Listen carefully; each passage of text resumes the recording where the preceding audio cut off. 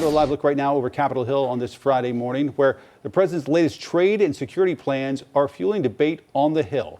President Trump says his efforts to keep America safe are working, pointing to new strikes on drug-running boats. Meantime, Trump now says he is terminating trade deal talks with Canada. NBC's Alice Barr breaks down what this all means for you this morning.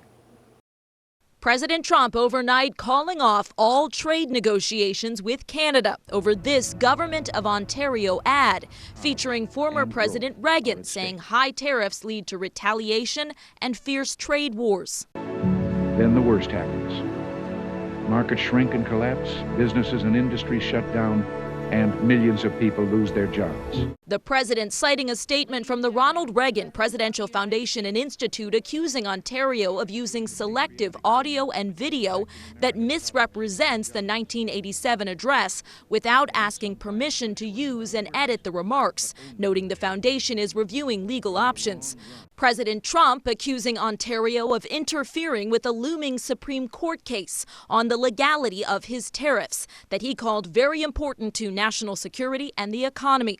That amid growing legal questions over the Trump administration's military strikes against alleged drug trafficking boats in the Caribbean Sea and Eastern Pacific Ocean. The cartels are waging war on America, and just as I promised in the campaign, we're waging war on them. The president now suggesting operations may move on land, saying his administration will inform Congress about targeting drug runners on land, but stop short of promising to seek authorization for military force. Democrats in Congress calling for hearings on the strikes that have killed at least 37 people. The administration has not presented evidence there were drugs in all of the boats, though the president is adamant the strikes are legal and necessary to keep drugs out of the country. President Trump also announced he's backing off plans to send National Guard troops to San Francisco amid backlash from the tech community, saying he'll focus instead on cities like Chicago. The president leaves tonight for Asia in a trip set to include a meeting with China's president as a critical trade deal remains elusive.